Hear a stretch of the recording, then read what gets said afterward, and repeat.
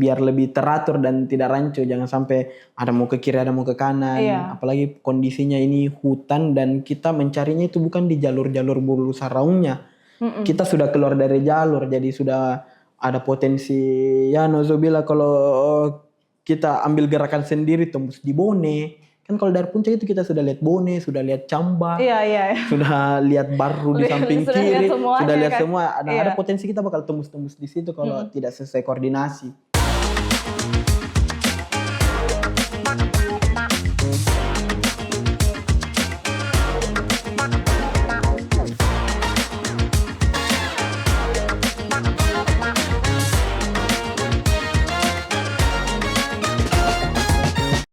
Assalamualaikum teman-teman. Iya, gimana kabarnya hari ini? Baik banget. Baik banget. Oke, alhamdulillah baik banget. Sudah siap belajar? Siap. Oke, mana bukunya? Gue lupa. Oke. Jadi hari ini kita akan belajar sesuatu yang seru mungkin dan juga sangat perlu untuk kita ketahui bersama. Dan saya mau tanya nih, kalian sudah dengar soal berita ini enggak, kecelakaan pesawat ATR yang di Bulu Saraung itu? Sudah. Jadi FYP kan? Di TikTok, di Instagram. Di Instagram, iya. Pas kemarin itu ramai diberitakan di media soal kecelakaan pesawat ATR di Bulu Saraung Pangkep, apalagi pas evakuasi itu dari berbagai macam lembaga, komunitas dan stakeholder terkait. Tapi kalian tahu nggak kalau misalnya yang diberitakan di media itu mungkin update soal evakuasi, soal bagaimana proses-prosesnya relawan di sana untuk mengevakuasi para korban. Sebenarnya ada banyak cerita panjang yang kita tidak tahu. Cerita panjang apalagi bagi mereka yang turun langsung di lapangan dan benar-benar merasakan langsung lokasi kejadiannya ya sahabat kelas siaga dan proses evakuasinya. Dan tepat sekali hari ini kita akan belajar dengan salah satu relawan yang turun langsung di lokasi kejadian kemarin pada saat evakuasi korban pesawat ATR di Bulu Saraung kemarin ya. Oke, dan salah satu volunteernya itu kita langsung panggil aja Kak Sultan Abdullah, volunteer DRM Disaster Risk Management Human Initiative Regional Indonesia Timur. Silakan masuk Kak. Oke, ya ini narasumber kita hari ini. Silakan dulu Kak.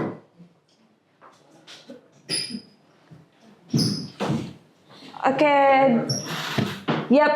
Jadi teman-teman sahabat kelas siaga di sini maupun di sana yang lagi belajar daring kelas siaga, Kak Sultan Abdullah ya.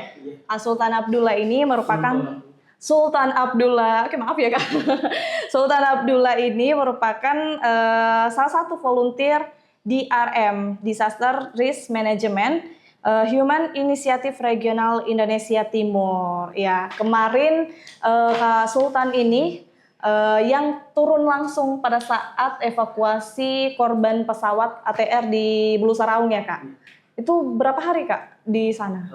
7 hari. Ada 7 hari. Jadi ada 1 minggu Kak Sultan ini evakuasi di Gunung Bulu Saraung. Tahu Gunung Bulu Saraung? Tahu di mana? Di mana? Gunung di Pangkep. Iya. Oke, jadi kita akan belajar banyak soal bagaimana proses evakuasi dan pengalaman langsung Kak Sultan Abdullah untuk mengevakuasi korban-korban pesawat ATR dan pengalaman-pengalaman sebelumnya ya Kak. Oke, seperti yang saya jelaskan tadi Kak soal kecelakaan pesawat. Biasanya informasi awal itu diterima oleh Human Initiative ini. Mungkin dari mana asalnya informasi valid itu Kak? Biasanya diterima oleh Human Initiative. Sebelumnya saya perkenalkan diri, nama saya Sultan Abdullah, kerap dipanggil Tatan. Oh, Kak Tatan. Ya, kerap dipanggil Tatan. Saya dari Human Initiative, itu lembaga kemanusiaan global yang punya 13 cabang di Indonesia dan 3 cabang di luar negeri. Oh, sudah ke luar negeri. Ya, jadi dia itu punya 4 pilar, 4 program utama, empowerment, pemberdayaan manusia, children, anak-anak, infrastruktur, pembangunan, dan disaster. Ini bagian kebencanaan yang bagian bidang saya. Dan Human Initiative sendiri itu dia berdiri tahun 99. Oh, 99. Dulu namanya PKPU. Oh, sekarang berubah jadi 2019 berubah menjadi Human Initiative. Itu juga punya komunitas volunteer yang dinamakan Hive, Human Initiative Volunteer Energy. Nah, saya jebolan dari situ. Jadi HI. ya, saya dari Hive-nya menjadi volunteer HI. Begitu, Kak. Iya. Kalau ada 13 cabang ya di Indonesia. Iya. Kalau di Sulawesi Selatan ada 1 cabang. Kalau kami di Sulawesi Selatan itu salah satu cabang, tapi satu Indonesia Timur itu dia menjadi regional, satu regional Indonesia Timur. Iya. Jadi semua cabang di Indonesia Timur di satu kepala dengan kepala cabang. Iya, Nah, itu kepala cabangnya itu berkantor di Sulawesi Selatan, di Makassar, tepatnya di Makassar. Ya, jadi itu tadi Human Initiative. Iya, Human Initiative. Nah, seperti yang saya tanyakan tadi, Kak, Human Soal Initiative informasi. ini kalau misalnya menerima kabar atau berita misalnya soal bencana itu, dari mana asal informasi validnya ini berawal? Sebenarnya bukan cuma Human Initiative-nya sendiri. Kami ini tergabung menjadi Potensi SAR. Potensi SAR. Nah, Potensi SAR itu sendiri dia dinaungi sama Basarnas. Instansi namanya Basarnas. Nah, Basarnas ini merangkul komunitas-komunitas atau semua relawan-relawan yang berkecimpung di dunia SAR. Itu dibuatkan satu grup. Nah, dibuatkan satu grup. Nanti di grup itu bakal diterima semua informasi-informasi soal entah orang hilang di gunung, orang tenggelam, salah satunya kemarin soal pesawat jatuh. Nah, itu kan dari berbagai macam tempat satu Sulawesi. Iya. Nah, biasa itu untuk memvalidasi itu biasa mereka di grup saling cari siapa yang terdekat dari situ. Untuk melihat langsung Untuk begitu melihat ya, Kak? langsung. Jadi kayak kemarin itu masih sempat tidak terlalu direspon karena masih simpang siur bilang. Iya. Ya kali ada pesawat jatuh, ya kali ada pesawat jatuh. Apalagi yang beredar di media sosial begitu ya. Dari teman-teman, ada juga teman-teman namanya SAR Pangkep. Mereka juga bergerak ke lokasi langsung, memvalidasi itu. Pas sudah tervalidasi, dilempar lagi informasi di grup. Ternyata valid, persiapan semua. Oke, berarti ini dari grup. Soal komunikasi di grup begitu ya, Kak. Dan untuk proses verifikasinya agar tidak terjadi kesalahan respon itu yang ditugaskan yang paling dekat dengan lokasi bencana untuk melihat langsung apakah memang benar terjadi atau seperti apa. Oke, kalau misalnya kemarin kan sebagai volunteer di kecelakaan pesawat ATR itu ya di Bulu Saraung. Nah, ketika tim tiba di lokasi kecelakaan tersebut, apa realitas pertama yang biasanya dihadapi di lapangan, Kak? Dan mungkin jarang tersorot media atau tidak diketahui oleh publik. Kalau soal realitas pertama, ini sesuai pengalaman pribadi saya saja. Ini mungkin karena pertama kali juga dapat bencana yang seperti itu, salah satunya kemarin yang soal pesawat jatuh. Itu lebih ke rancu, Kak. Apanya tuh ya yang rancu? Bagaimana ya? Semua bingung soal merespon bagaimananya. Semua orang bingung karena pertama titik koordinat pastinya jatuh pesawat belum tahu di mana. Baru ada proses pencarian. Ya, masih proses pencarian titik koordinat, masih pokoknya awal-awal itu masih belum tertata. Iya, riuh sekali.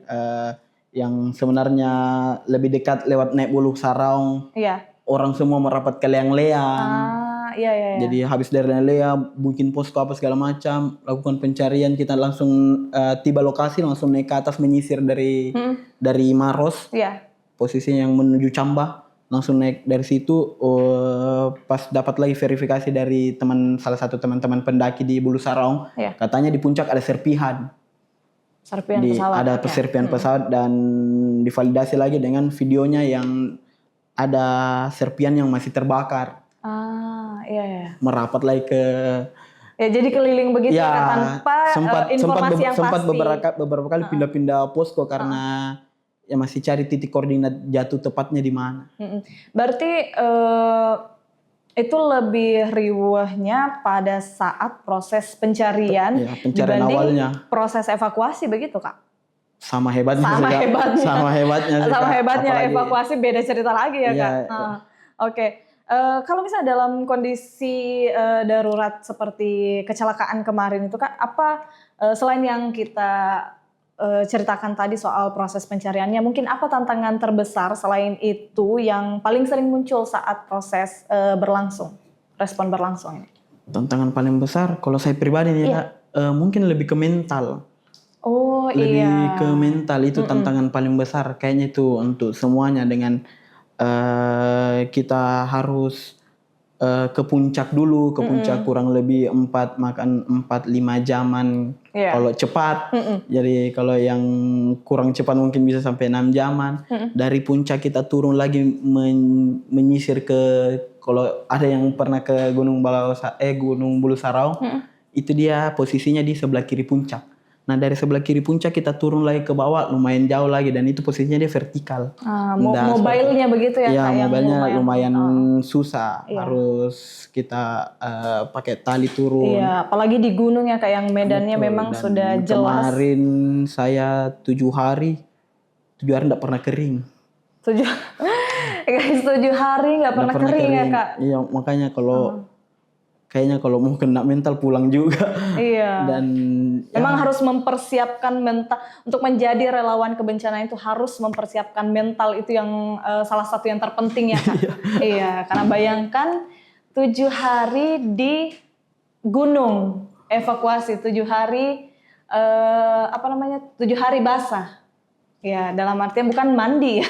Itu basah karena hujan-hujan. Iya, apalagi kan kemarin pas kecelakaan pesawat itu musim hujan ya Kak, jadi agak challenge juga mungkin, apalagi mobilenya. Iya. Kalau di titik itu mungkin kalau kita misalkan ini indikator apa yang menentukan bahwa sebuah kejadian itu, salah satunya kan mungkin kecelakaan pesawat, harus masuk di kategori respon cepat kemanusiaan. Apakah dari jenis kejadiannya atau korban akibat kejadian itu Kak? Biasanya ini mungkin bisa kita bicara luas, bukan cuman yang kalau soal pesawat jatuh kan sudah jelas itu harus direspon cepat. Nah kalau kayak dari sebelum-sebelumnya itu biasa kita validasi dulu kronologi kejadian. Biasa umumnya ini kami emang disisir dari awal begitu ya Kak? Disisir dari awal, dari kronologi bagaimana contoh kayak orang hilang di gunung. Nah itu harus divalidasi betul-betul bahwa dia naik gunung. Jangan sampai ada informasi hilang di gunung, ternyata dia hendak naik gunung, ternyata dia pergi mana. Jadi itu yang kalau bicara dari respon, disisir dulu kronologinya, baru kita pastikan bilang ini harus direspon cepat. Kalau kayak mungkin udah tahu ini sudah dengar atau enggak yang soal ada orang jatuh di Nipa-Nipa posisinya di Antang, di kolam regulasi. Di kolam regulasi Nipa-Nipa. Saya juga terjun langsung kemarin di situ. Itu di tahun berapa ya Kak? Itu baru banget sebelum ATR ini. Sebelum ATR dia. Baru banget. Ada orang naik kapal terus kebalik kapalnya. Dia jatuh, tenggelam, hilang. Nah itu untuk bisa direspon cepat itu harus disisir dulu kronologi. Memang dia betul-betul jatuh atau memang cuma karena belum pulang aja atau bagaimana. Jangan sampai kita sudah gerombolan ke sana mencari apa segala macam. Kan ada itu orang yang anak-anak yang sudah dicari ternyata ada di situ anak-anaknya ikut nonton. Jadi kayak begitu harus divalidasi baik-baik. Jadi kalau soal kriteria yang paling membahayakan nyawa mungkin itu yang paling direspon cepat. Entah orang jatuh dari kapal, orang tenggelam, orang apa. Iya, kalau dari sisi teknis nih, kayak kita bicara sisi teknis dalam proses evakuasi, ya, dan pengalamannya sebagai volunteer kebencanaan, Kak.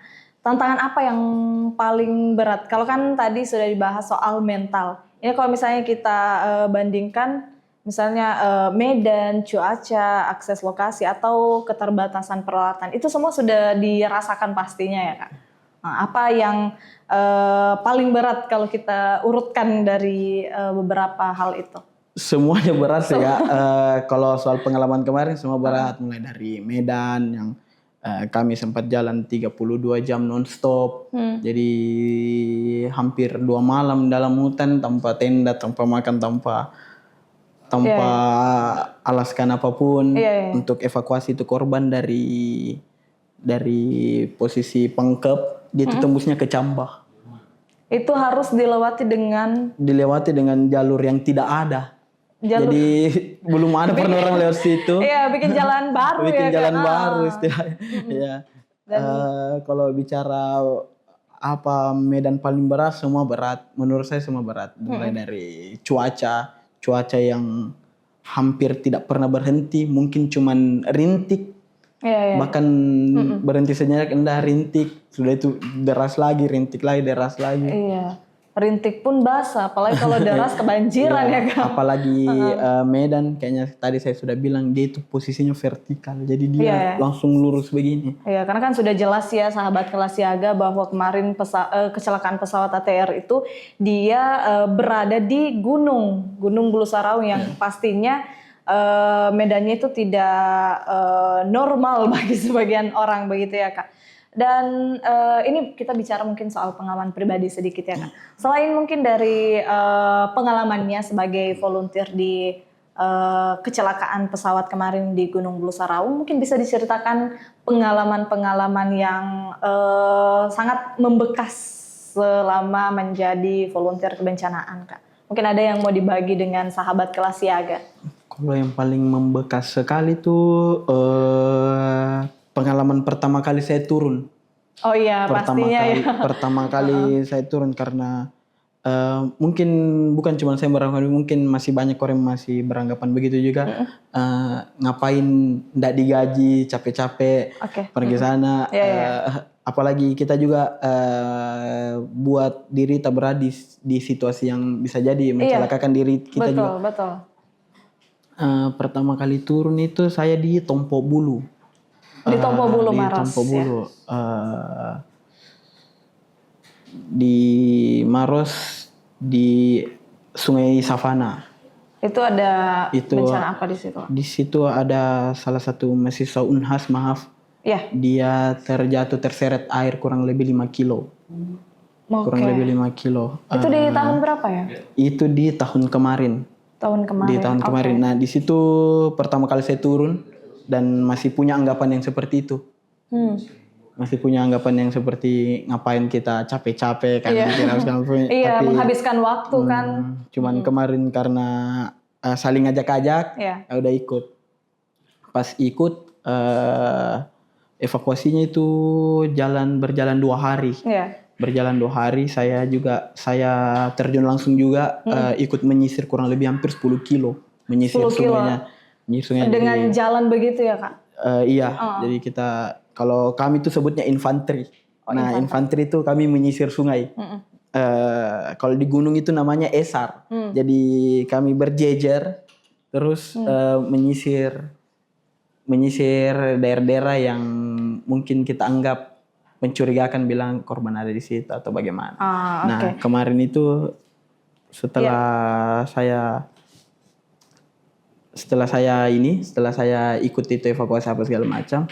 Nah, ada momen alhamdulillah dan turut berdukanya korban ditemukan.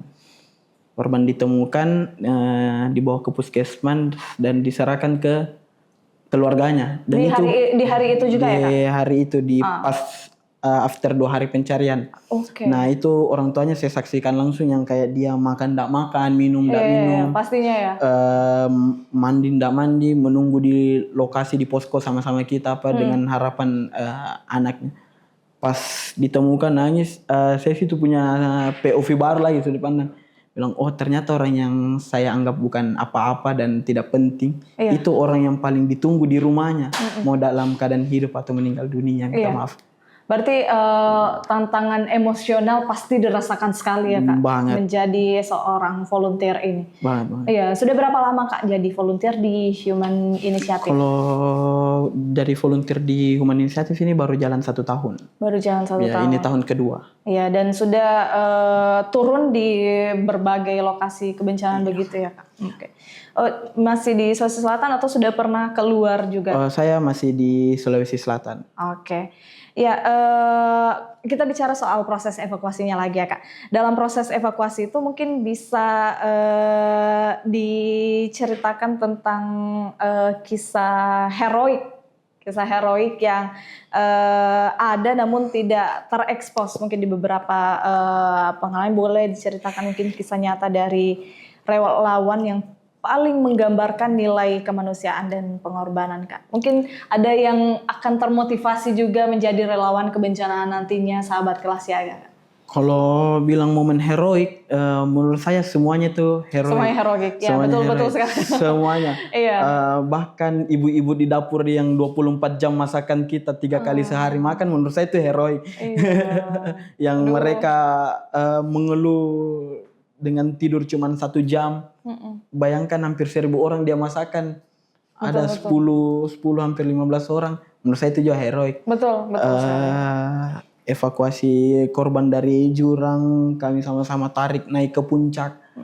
Menurut saya itu juga heroik. Teman-teman yang mau jalan hujan-hujanan, tahan lapar apa segala macam, menurut saya itu juga heroik. Tapi momen yang paling membekas menurut saya waktu kejadian kemarin itu ya itu yang jalan 32 jam. Jalan 32 jam untuk non-stop. Evakuasi korban. Nggak tahu ini berseliweran di videonya atau enggak, yang dievakuasi lewat helikopter. Iya. Nah itu sudah mentok sekali tuh. Kemarin tuh sebenarnya bisa dievakuasi semua pakai helikopter, cuman kendala cuaca. Iya, karena kan juga bertepatan juga dengan cuaca yang tidak memadai. Itu juga jadi salah satu kode etik kami, jangan menambah korban. Ya betul sekali. Jadi beberapa cerita juga dari teman-teman relawan kebencanaan bahwa untuk mengevakuasi korban, siapkan dulu diri kalian para volunteer ya, jangan sampai mau mengevakuasi sampai di lokasi kejadian dia yang dievakuasi. Iya betul. Itu sangat dihindari bagi volunteer kebencanaan ya Kak. Makanya jadi kemarin itu yang teman-teman salah satu juga volunteer, namanya Dayat, itu salah satu volunteer dari Human Initiative Volunteer Energi. Dia terjun langsung juga kemarin dan ya ikut juga yang kemarin berjalan 32 jam yang dari Pangkep tembusnya ke Cambah. Iya. Tembusnya ke Cambah. Dia itu ndak tidur, ndak makan, bukan cuma dia, semuanya satu tim situ. Nggak tidur, nggak makan, angkat korban, malam istirahat, itu pun malam istirahat karena jarak pandang kan sudah, kita ini buka jalur, sudah tidak memungkinkan untuk jalan, jangan sampai mereka lagi yang dicari, jadi tunggu lagi pagi, terang sedikit saja, abu-abu saja sudah jalan lagi. Nah pas sudah sampai, kalau kita sudah lihat videonya itu yang di sawah, pas sudah sampai di lokasi sawah itu ada kabar bahwa cuaca itu membaik tapi sebentar, makanya langsung dievakuasi cepat pakai helikopter. Menurut saya itu yang lumayan paling membekas. Iya, karena kan tadi sempat dinotis soal kenapa sih mau jadi relawan? Relawan kan tidak dibayar ya. Betul. Ada yang mungkin ada yang bilang cuma menghabiskan waktu, dapat apa? Coba begitu ya. Apa yang biasanya mendorong para relawan ini untuk tetap bekerja konsisten di situasi ekstrim, kan tanpa sorotan juga ya kan, tanpa imbalan, bahkan dengan risiko seperti yang Kak Tatan bilang tadi, risiko keselamatan diri. Itu apa yang mendorong untuk bisa tetap konsisten? Kalau secara umum kayaknya beda-beda ya. Kalau saya pribadi mungkin itu tadi yang saya ceritakan. Khususnya nih di bidang disaster, kebencanaan atau bagian-bagian operasi-operasi SAR, itu yang selalu membenang di kepala saya, bilang orang yang menurut kita bukan siapa-siapa dan tidak penting juga, itu orang yang paling ditunggu di rumahnya. Oke, memang panggilan jiwa begitu ya. Jadi itu yang buat saya selalu mau selalu ikut kalau ada pencarian orang hilang di gunung, orang hilang di laut, di sungai. Itu yang dorong saya selalu untuk tetap bekerja menjadi seorang volunteer ya. Ya, soal koordinasi di lokasi kejadian.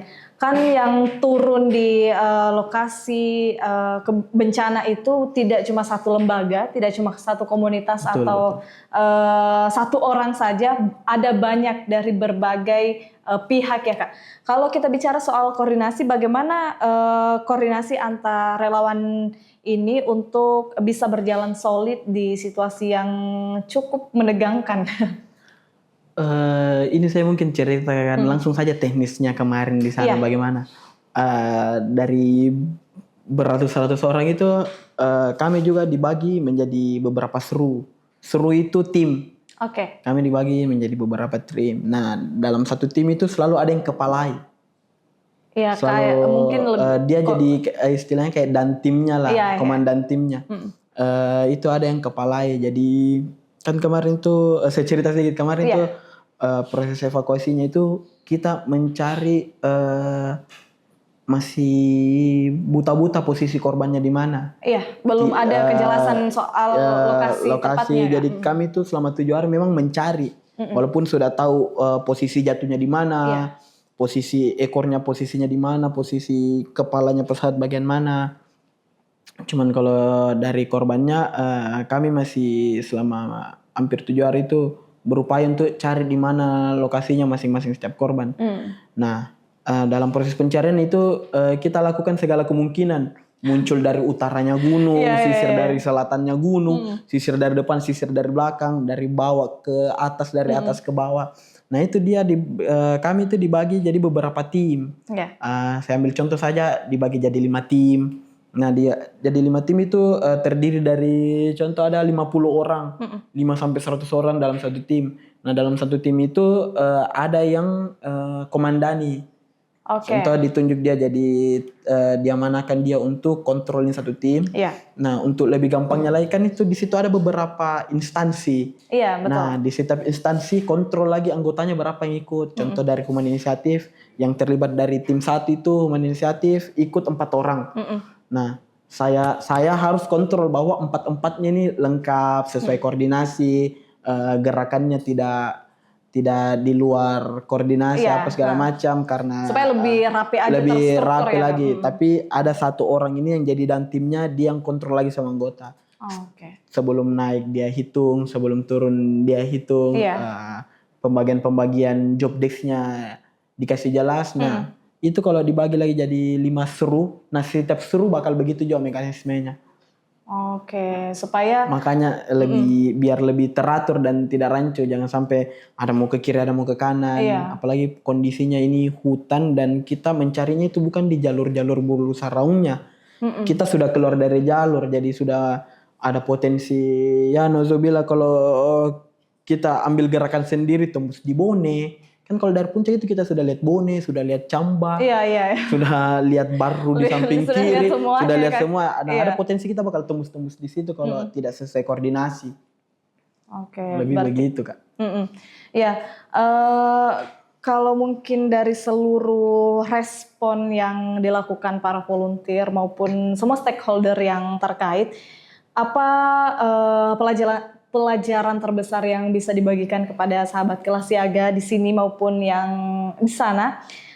Apa pelajaran terbesar tentang kemanusiaan yang didapatkan secara pribadi begitu? Kalau pelajaran terbesar banyak yang saya pelajari dari ikut OPSAR, dari ikut-ikut mencari orang tenggelam, hilang apa segala macam. Tapi kalau mau di headlag kayaknya pelajarannya jangan pernah berhenti berbuat baik. Karena ya kembali yang kayak saya bilang tadi, maaf kalau saya ulang, orang yang paling mungkin tidak penting dalam hidup kita itu orang yang paling dia ditunggu di rumahnya.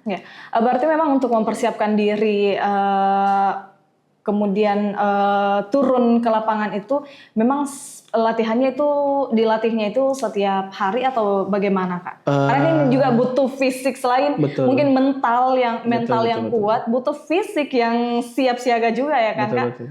Bagaimana itu Kak? Mungkin saya jelaskan sesuai POV lembaga kami saja karena setiap lembaga kan beda-beda caranya. Betul. Kalau dari kami tuh saya jelaskan kembali, HI itu punya komunitas volunteer namanya Human Initiative.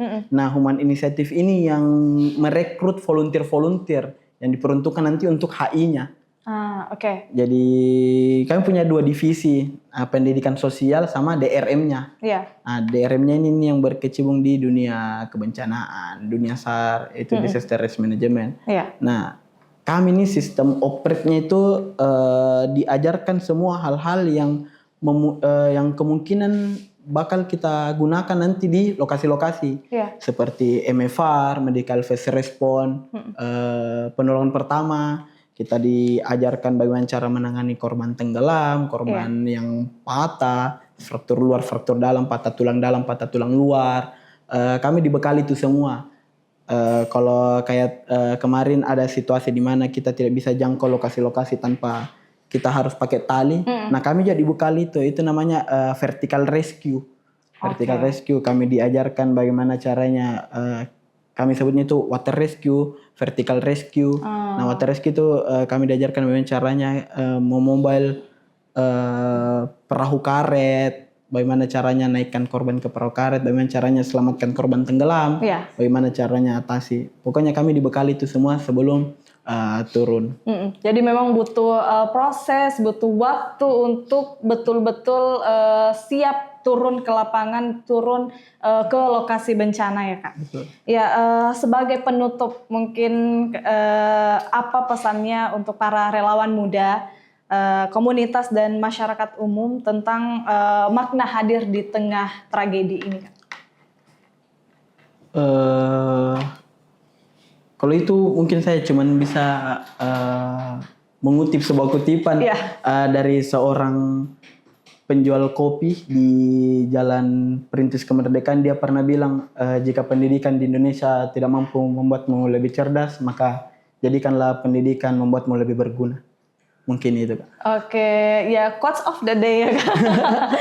Ya, jadi pemirsa, apa yang dilakukan para relawan ini di lapangan mengingatkan kita bahwa nilai kemanusiaan itu seringkali lahir dari langkah-langkah sunyi tanpa sorotan, tanpa imbalan, namun penuh makna. Nah, disitulah solidaritas, kolaborasi, dan empati benar-benar diuji ya Kak. Semoga diskusi hari ini tidak hanya menambah wawasan kita, tapi juga menumbuhkan kesadaran dan semangat untuk kita semua lebih peduli, lebih siaga, dan lebih berani mengambil peran sesuai dengan kapasitas masing-masing. Terima kasih kepada Kak Sultan Abdullah dengan berbagai macam cerita dari pengalaman pribadinya menjadi seorang volunteer yang turun langsung ke lokasi bencana dan juga cerita mengenai Human Initiative sendiri. Terima kasih juga kepada seluruh sahabat Kelas Siaga di sini maupun di sana yang terus setia menyaksikan Kelas Siaga dan program-program Unhas TV lainnya. Terima kasih kepada seluruh pemirsa dan terus saksikan Unhas TV dan Kelas Siaga, dan sampai jumpa di episode berikutnya.